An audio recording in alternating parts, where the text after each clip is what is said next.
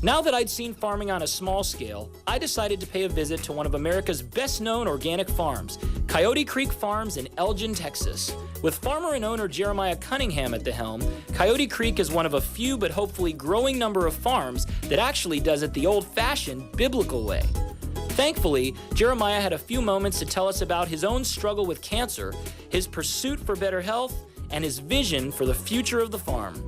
I want to talk a little bit about your personal story. All right. You have been a farmer for a number of years. I've been many things, but I've been a farmer for about 12 years now. 12 years. And I understand you had your own health challenge not too long ago. That's Tell right, us a little bit about that. Well, I had cancer in 2003. And you had told me you did a lot of research. A lot of research. Because you didn't just want to, follow the traditional medical route. You believed there were other things you can do, and you looked at both conventional and then complementary. I started eating biblically, as you'd say, Ezekiel bread, sprouted grains, raw milk, cheese that are from unpasteurized milk and so forth, drinking lots of yogurt and so forth. And so you went on this healthy diet that we call the Maker's Diet, and what did you notice? I mean, you'd obviously, at the time you were in your 60s, and what did you notice, not just in your cancer prognosis, but in your overall health? By eating biblically, or the way I started eating, I just felt better. I had more energy. I had fewer colds. It's just that you can't eat McDonald's hamburgers and food with lots of chemicals in it and stay healthy. I mean, eventually it's going to create bad health. You didn't only tackle your own health challenge being diagnosed with cancer, but you were inspired to do other things, and you've gone on to create healthy foods for thousands and tens of thousands of people in the Austin, Texas area, and really through consultation around the nation. Right. So you're taking your personal health challenge and turning it into your purpose. That's correct. So what does it mean to you, having discovered these principles, and the satisfaction you must get from providing the healthiest eggs and soon beef maybe on the planet? Well, it feels very good to, at the end of one's working career, if I'm at the end of that, about age 71, to have a social and a moral justification so that you're getting out of yourself. Sure. Well, what would you say to somebody who has received a cancer diagnosis and is confused, scared, and really is facing what people would call a death sentence? What would you tell them to do? Well, clean out your digestive tract. Eat more vegetables, nuts, seeds, raw milk, grass-fed beef, pastured eggs, and all of these things. You've got a healthier environment, and your body's going to be healthier. And your blood's going to be healthier, makes good sense. You'll be making more healthy cells than cancer cells. Well, we're going to believe with you that you're going to get that 100th birthday, and by then, maybe there will be, who knows, how many Coyote Creek-like farms in every region of the United States. I can tell you, I'd love one in Florida because I'm going to be eating your eggs for the next few weeks, but I'd like to eat them for the next several years. All right. Steak and eggs are a Southern breakfast staple. They've also become one of the most misunderstood parts of a healthy diet. I happen to be a personal fan of both, especially when they come from an organic farm like Coyote Creek.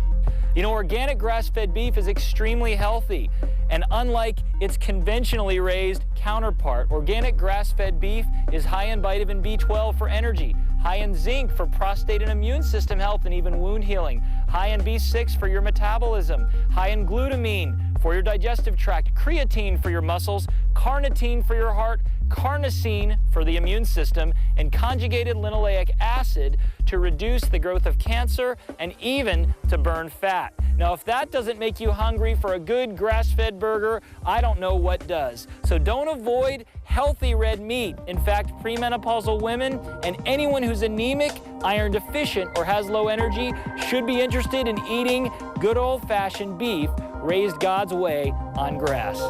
With over 7,000 chickens, Coyote Creek has the largest pastured organic chicken flock in the United States. Some of the best chicken and poultry products in the country come from this very farm. In fact, health food grocery stores everywhere carry Jeremiah's eggs, and the title speaks for itself. Jeremiah Cunningham's World's Best Eggs. Poultry can be wonderful for your health. Most people assume that white meat chicken breast is the only way to go when it comes to eating fowl, but let me tell you this, the best way to consume poultry is pastured, organic, chicken soup. We have wonderful recipes on perfectwaytoamerica.com for you to enjoy the healthy benefits of poultry. But when it comes to chicken, always look for organic, especially pastured, because as you can see, these chickens are running around. Not only are they consuming grass, but they're eating worms and grubs, which makes their meat healthy and gives them the ammunition to lay extremely healthy, high omega-3, high vitamin and nutrient, delicious eggs. So when looking for healthy poultry, organic, pasture-fed, that's the best.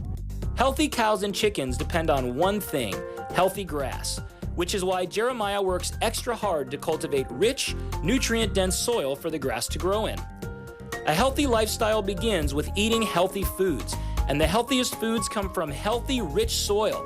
And that's farming the way God intended. That the health of anybody starts with the soil. Whether you eat vegetable food or the animals that eat the food, the health of people who have always eaten locally throughout history. We don't anymore, but in the old days, people's health was directly related to the mineralization of the soil, but we believe the mineralization of the soil starts with healthy microorganisms. That's exactly so with right. that, tell us a little bit about how you treat the soil, because I've heard many great farmers say, I'm not a pig farmer, I'm not a chicken farmer, I'm not a beef farmer, I'm a grass farmer. Right. So tell us what that means to you. Well, okay, what that means is that our passion is producing high-quality, nutrient-dense food. And to do that, you've got to get the roots of your grass down really deep. So when people plow their ground, they're not only using diesel fuel, but they're creating a hard pan down there where the roots can't go below this deep.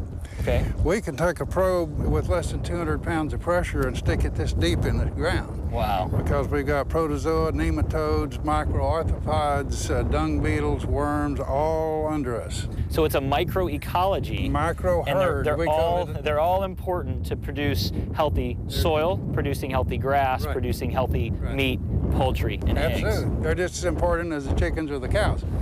They're aggregating that soil, letting the roots go deep, bringing up ancient micronutrients, ancient, that's been in that ground for millions of years. And that's what the humate or the humic shale is. That's correct. That's correct. This is how the earth was created, and people don't realize this, but one of the biggest keys to the denigration of our health is the fact that we don't farm properly. And even in the Bible, they talked about farming and how you should let the ground lay fallow and regenerate the soil. And today, we cut corners, we add back a few small things, and that's why our food is anemic, that's why our people are anemic. After World War II, farming got perverted, I say. The chemicals came after World War II, and then that just became the standard, and now you've got 3 or 4 or 5 generations of people, that's all they know. But here on our farm and others, we're seeing this change. Restoring the soil the way that you do right here on Coyote Creek, you believe is the key to a sustainable agriculture that can ultimately rebuild our health. Absolutely. In a sustainable economy, the only true wealth is in that grass. That's where the sun gets stored. Without the sun, you don't have anything. So that's where it starts. So you're a sun farmer, not even a grass farmer. We harvest the sun, exactly, we do. We harness the sun and then harvest it with our animals, yeah. Well, this is fantastic. The key to health is the soil. I learned that because during my own illness, I had to literally get back to the dirt and find a combination of microorganisms, the humic materials, single-celled plants, and that's what helped restore me to health. We call them HSOs. Right, and exactly. Certainly the key to farming, the key to health, and what you said, the key to our economy. It's encouraging to find farms like Coyote Creek that still produce some of the world's best and healthiest foods, just as God intended for us to eat.